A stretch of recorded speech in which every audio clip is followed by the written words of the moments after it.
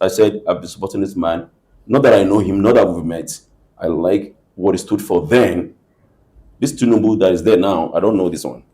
What he's doing is counter to what, if you're a real progressive person and you believe in better Nigeria, you'll be shocked at what's going on right now. This man started losing me on day one. When he was getting inaugurated, he has not even waited to get to the office to go and sit down on the chair and ask for the files. Right there at the Eagle Square, with a wave of the hand, subsidy is gone. This is the only thing, perhaps the only thing, one of the few things that poor Nigerians get to enjoy. It kind of trickled down. So he said that immediately he has not left the Eagle Square, everything started going crazy. The queues started coming in, the panic. We have not recovered since then. Every good thing he's trying to do since then has not undone the one bad decision that he made. He has refused to even acknowledge that he took a wrong decision. Here in Kwara State, unfortunately, you got to give it to him, the present governor. He's doing some decent job. Okay. We're not going to fight on some things. If you are ideological, you shouldn't be blindly ideological, meaning that you praise people when they've done right, you disagree with them where you think they've done wrong. And a lot of people say it's behind his back. He may not know that. Or he knows he doesn't care. He has personalized power here in Kwara. Well, it's all about him alone. Where are we going to next? Then some section of the APC are alleging that you are not even a card-carrying member of the APC. That you are not even a registered member of the APC. So you cannot resign from the APC if you are not a member of the APC. So I'm not a member of the APC, but I was a member of the campaign management committee of the governor. And contributing money to the party. I have receipts of all of this, contributing money in Magajingiri, where I come from, doing a lot of things, empowerment for people. So now I'm not a member because I said APC is on the wrong track. Okay. And many people have called APC silently, telling them to change ways. They refuse. So some of us, we've now followed our conviction. We said, okay, we're not going to be part of this. Now I'm not a member. So this one is so I made this one up, Abi. I actually wanted to toy it up. It's funny, I wanted to toy it up when I resigned. I'm glad that I kept it. Okay. So did I manufacture this myself? They need to be ashamed of themselves.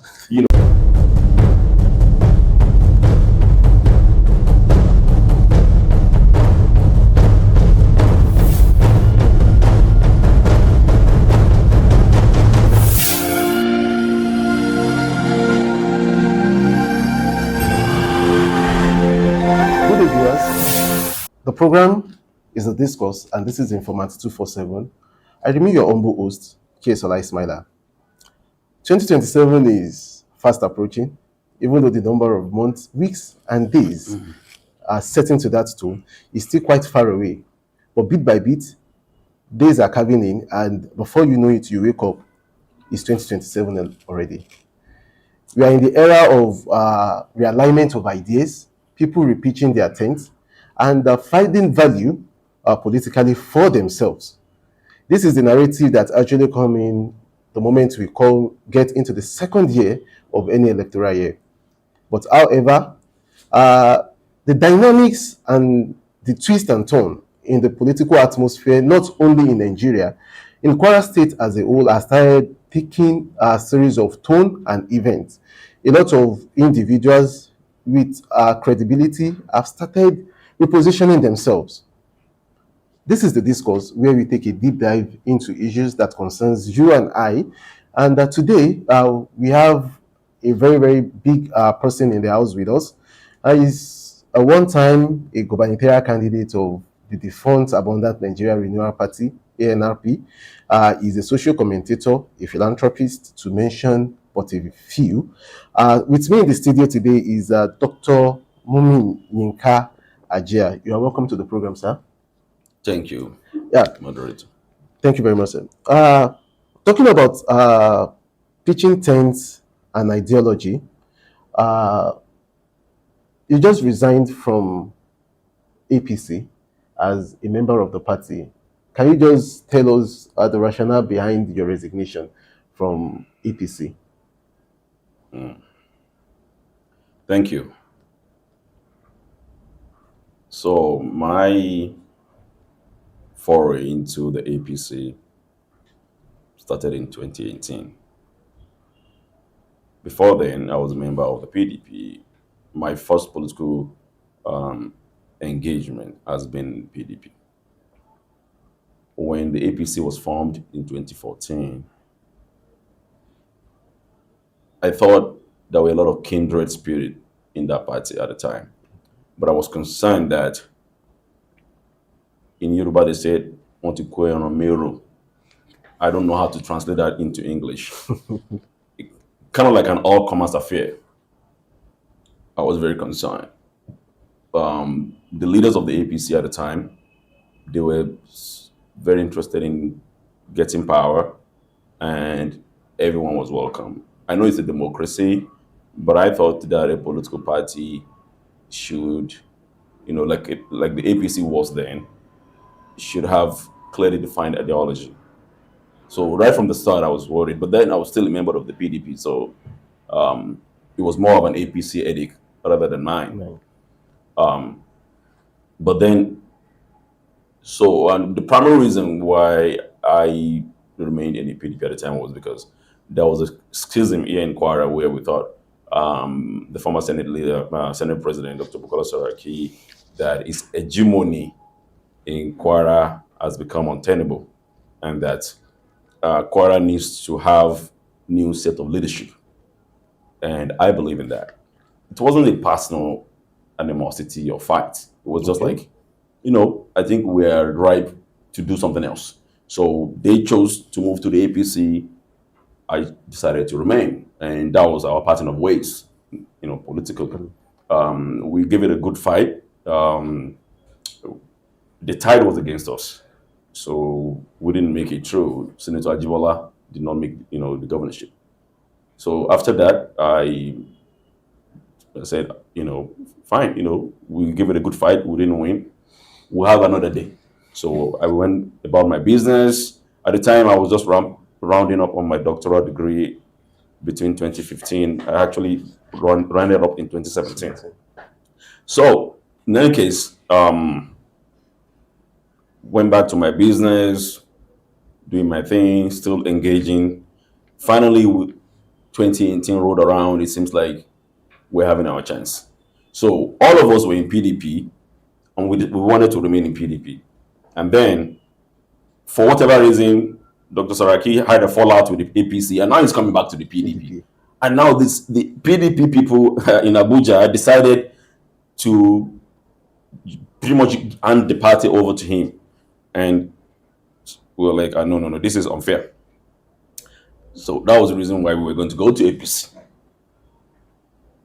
So as a body, we all moved to the APC at the time.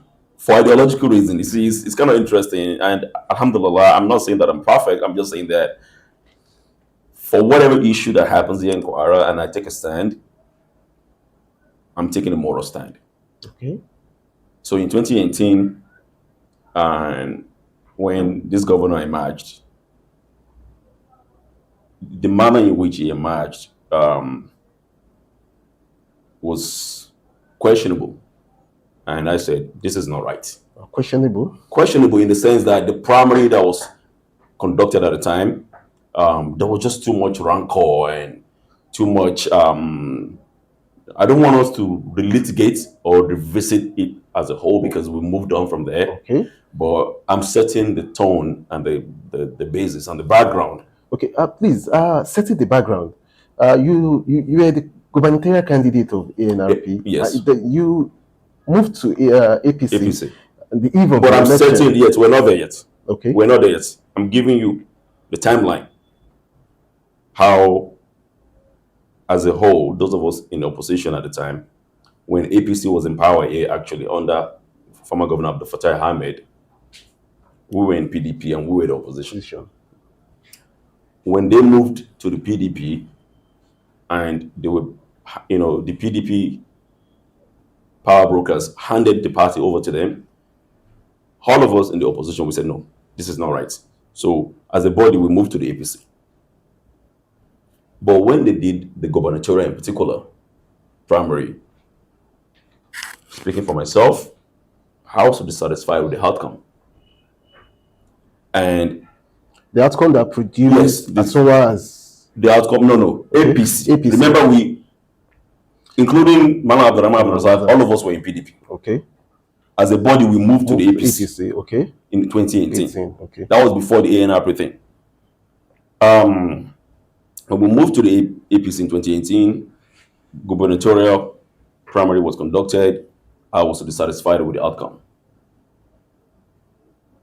And I waited to see if it would turn out positively.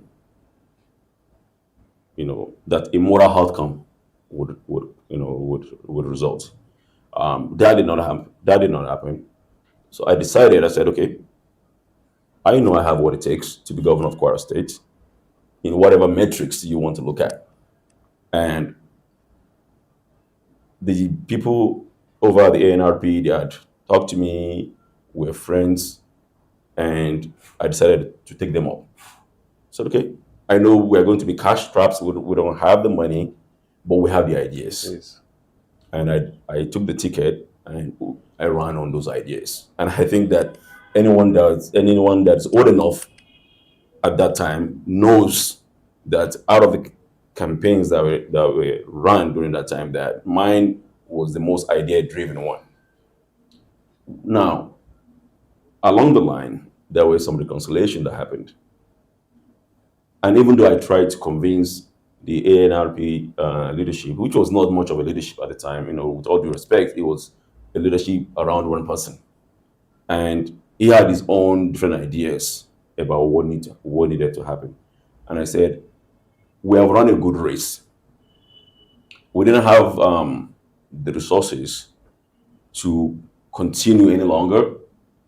And after running this race for a few months, reconciliation has happened. We belong to the Kwara opposition. We may not be in the AP, like I put out of the APC. I may not be in the APC at the time, but we still belong to the Kwara opposition. Sure. So you have the ruling party and everybody else.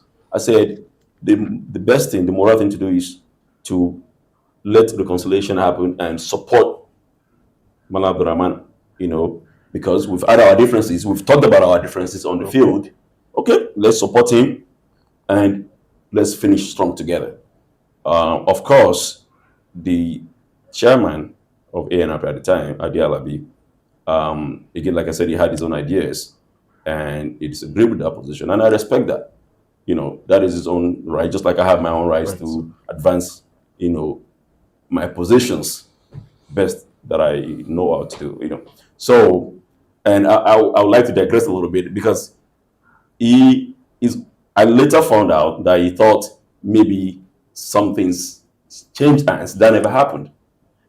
So because that's the funny thing in this country, there's a lot of the moment you leave a political party, you are as at that time you left ANRP in the eve of the election. Everybody will think there is a promissory note somewhere that will come over. We are going to give you something at the end of the day. No, all throughout my life, well, I won't say all through my life, throughout my political life rather, I've always been led by my moral conviction. Okay. I've left, when I came back to Nigeria in 2010 to contest for the House of Representatives, I left a job that was close to 6 figures in America. Wow. That I can live comfortably on, that I lived comfortably on it.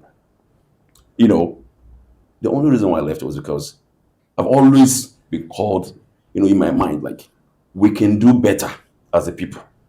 And during those years, even though my face may look young, my age has advanced now. During those years, those were my youthful years in my 30s. I'm thinking, I don't want to spend all of my good years in America building another country. I want to come back home to Nigeria to be part of those who will build Nigeria. Okay. So I left a good job, paying me thousands of dollars every month to come and make nothing here. Wow. Never asked anybody. All of them can hear me now. If they have the receipts, they should bring it, because I would also bring receipts. You know what I mean? Like when I'm saying receipt, like evidences, whatever. Never asked any one of them, all the political players that we've been together. There's none of them that will say that I've ever knocked on a door asking them for money.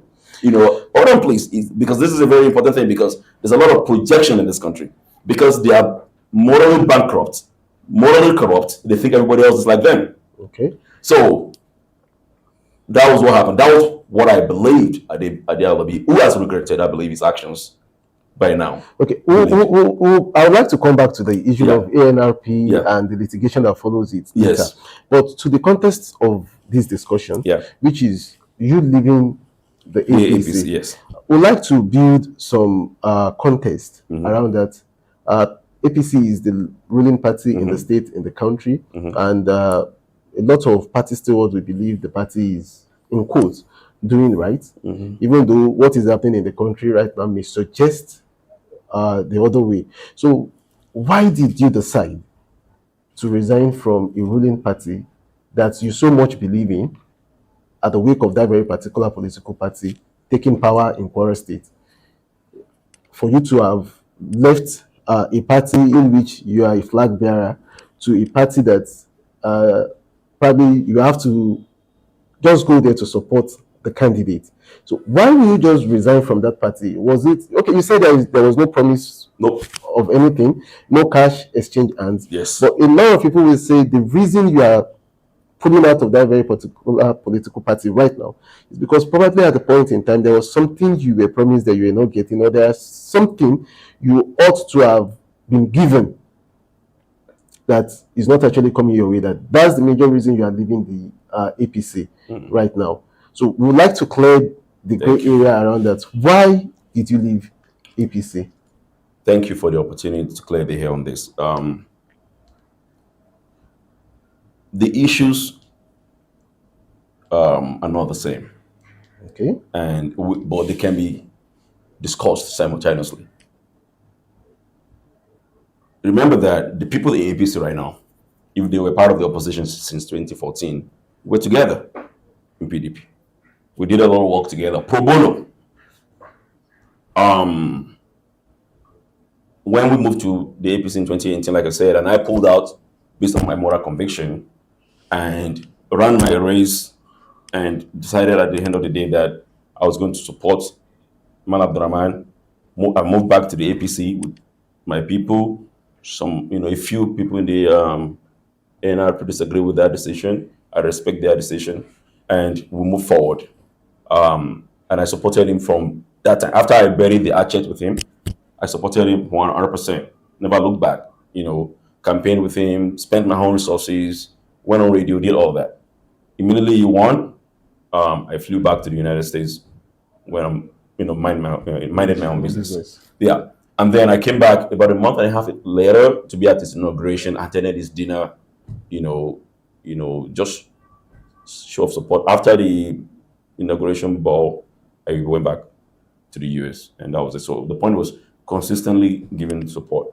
There's nothing wrong if I have stood firm on the side of Kwara opposition since 2014. If I'm deserving of something, there's nothing wrong with that. But that's besides the point. And don't forget that I'm not jobless. I have a job and I have resources. So that doesn't have anything to do with my decision right now. Okay. But I want to make it clear that it is perfectly okay for all of us. All right. Were you contacted at any point in time for any political appointment or to be part of any body, any board? I don't remember. I don't remember if anything like that happened. And then that's what I'm saying, that I want to educate some of the people that may be misinformed. That there is nothing wrong with people that actually contributed. They contributed intellectually, their time, their resources, everything they have into the struggle. If they were recognized within the system, there's nothing wrong. It's part of how political participation happens. In the United States where I live, the moment Joe Biden entered the White House, he started compensating everyone that supported him, even some of them in other parties, like the wife of the former senator from Arizona, John McCain. His wife is in the Republican Party. The woman is an ambassador now. So there's nothing wrong with that. So some of them that will say that they're very ignorant, but that's besides the point. I'm not. I don't really care. I think it would be good if it happened, and if it's commensurate with what I can accept. Because remember, if you offer me something, I may not accept Accept it it, of because it course. may not be commensurate to what I thought I I can contribute deserve. intellectually, and I'm not saying commensurate in terms of money or whatever. Because again, it's on record that I left a good job in 2010 to come here to Okay. participate. And if I'm going to leave something again, It it has to be has to worth be it. worth it. So that's very ignorant if they think like that. Now, why did I decide to leave now? 2023, I had an opportunity to campaign and to vote for somebody that I believed in. I have supported President Bola Ahmed Tinubu since 1999. I've been following his political career. In 2006, I wrote a paper called The Political Philosophy of Asiwaju Bola Ahmed Tinubu. Okay. In this paper, I terrorized, saying that Tinubu is a leader that I would love to see in higher places someday, that he acts like a prime minister among ministers. I like his leadership style. When the time came around for him to get the opportunity, I was excited. I said, the Buhari regime has turned out to be a disaster. I did a conference in 2021 at the Shehu Musa Yaradua Center that I led. Okay. We had Senator Shehu Sani deliver the keynote From Kaduna State. from Kaduna. A lot of people attended. I was the one that organized the thing, paid for Shehu Musa Yaradua Center. And Buhari was in power. And I said to Mr. President, I said, this administration has been a disaster. And I pray that Nigeria will get a better administration after him. That we've fallen into a routine where when Obasanjo left and Yaradua came in, I said, Obasanjo was better than Yaradua. When Yaradua left and Jonathan came in, and it's been like that. And we shouldn't be praying that our yesterday should be better than today. We should be praying that our today is better than yesterday and hopeful for tomorrow. We need to break the cycle. So I was very hopeful, and eventually when he got the nomination. But if you supported Tinubu this much, Yes. you were one of the big names, so to say, that participated in the protest. Yes, yes. Thank you. That's one thing. One thing leads to another, right? Context matters. I said I've been supporting this man. Not that I know him, not that we've met. I like what he stood for then. This Tinubu that is there now, I don't know this one. What he's doing is counter to what, if you're a real progressive person and you believe in better Nigeria, you'll be shocked at what's going on right now. So, supported him, voted for him. Remember, anytime the election is around, I will still come, I will vote, I will spend my little resources, we'll get it done. And we're hopeful. This man started losing me on day one.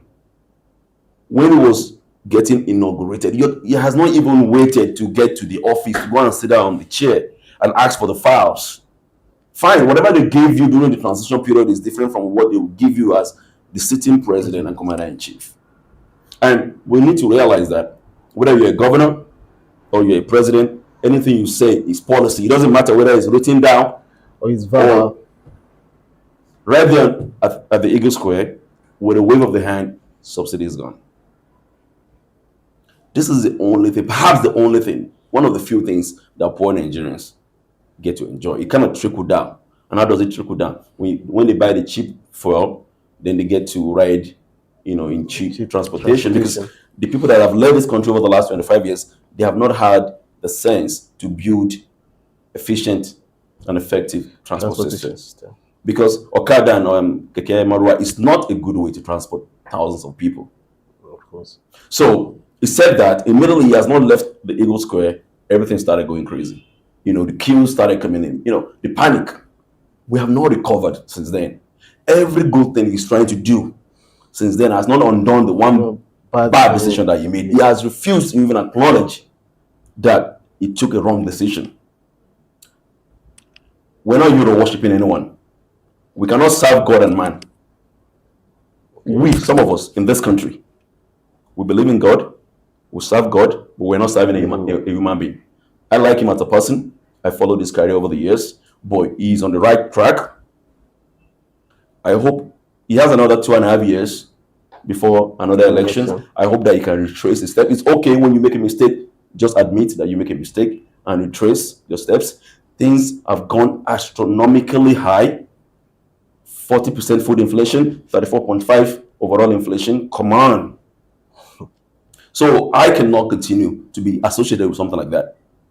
And let's be mindful, I'm not even directly affected. I work in hand, alhamdulillah, in a very good income. I'm able to take care of my needs and support my immediate family. But I'm still affected in a way. Because remember, just like I said in 2019 when I was running for governor, I said, when one part of this family is affected, we all are. So, you leaving APC, was it born out of the fact that the state APC did not actually carry you along, or it's as a result of what is happening nationwide? I'll say it's both. Primarily, it's nationwide. The reason why I live, because you have to look at it like this. Here in Kwara State, unfortunately, I mean, you got to give it to him. The present governor is doing some decent job. Okay. You know, we're not going to fight on some things. If you are ideological, you shouldn't be blindly ideological. Meaning that you praise people when they've done right, you disagree with them where you think they've done wrong, and But the thing is, it seems to me, and a lot of people say it's behind his back. He may not know that, or he knows he doesn't care. He has personalized power here in Kwara. Wow. It's all about him alone. So, and then, for those of us who were thinking, okay, we don't have to worry about Kwara, we believe in President Tinubu. He's going to he will deliver okay. on good governance for Nigeria. Nigerians will get better, And then we're not seeing that. Like, things are getting worse.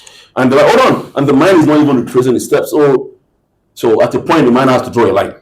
Like, I cannot be associated with, things not going well for Nigerians. Okay. Where real sound intellectuals are not being utilized. They pack a lot of cronies into government. There's a place and a time for cronies. Okay. But if I'm governor, if I need to go and scout for Kwarans in China, and he's good, he knows about solar power, he knows about machine learning, I'll go and find him. So that's what they're not doing in Abuja now. The man just packed a lot of his cronies into government. They don't have the competence to do the job. Dr. Ajia, when we are having discussions like this, time is not on our friend. On a concluding note, I want to ask a question. Based on your personal belief, your ideology, you left ANRP, you left PDP for APC, yes. ANRP, back to APC. Mm-hmm. Now you've left APC. It's going to be two questions in one. Yes. Where are you going to next? Then some section of the APC are alleging that you are not even a card-carrying member of the APC. That you are not even a registered member of the APC. So you cannot resign from the APC if you are not a member of the APC. That's so petty, and I feel ashamed for those who are making those kind of allegation. And we're reducing the conversation to a very base level. You know what I mean? Like, so I'm not a member of the APC, but I was a member of the campaign management committee of the governor. You are a moderator now, so you should just listen. I'm not a member of the APC, but I'm in, campaigning for the governor, campaigning for the my house leader, my friend Obama Gaji, and contributing money to the party. I have receipts of all of this, contributing money in Magajingiri, where I come from, doing a lot of things, empowerment for people. So now I'm not a member because I said APC is on the wrong track. Okay. And many people have called APC silently, telling them to change ways. They refuse. So some of us, we've now followed our convention. We said, okay, we're not going to be part of this. Now I'm not a member. So this one is, so I made this one up, Abi. I actually wanted to toy it up. It's funny, I wanted to toy it up when I resigned. I'm glad that I kept it. Okay. So did I manufacture this myself? They need to be ashamed of themselves. I'm not interested in claiming something. And by the way, a political party is a public institution. It doesn't belong to a person. Okay. So it's even hard for a particular person to be claiming something. And I hope that whoever issued that statement to you would ask the chairman of APC, President Bola, whether I'm a member or not. I think that arrested, but All right. I find it very pedestrian. All right, thank you very much, Dr. Ajia. We'll definitely find another time to bring you back on the set. You are somebody I know personally. I know 2 hours will not be enough for us to actually discuss the lengthy things that we have actually slated to discuss, but it's always wonderful to have you around. Viewers, like I said, 2027 is around the corner. The antics is up. The stake is high. A lot of people that believe in a particular set of people, administration, individual, they've started saying it's no longer what they expected. The current protest in the country is actually giving a lot of belief to that. But I will not want to set a narrative that is not mine into the public. But like you always know on this program, we set the ball rolling, we sit on the fence, and we see how far that ball will go down the slope. The program is The Discourse, and the station is Informat 247. I will be your humble host, Ismail Akesola. Till we meet again, please stay safe and be security conscious. Thank you. Akika Informat. Everybody first celebrate, yeah. I want kan tó ṣe máa implicate, yeah. No my competition against, yeah. Informat. It's been my knowledge.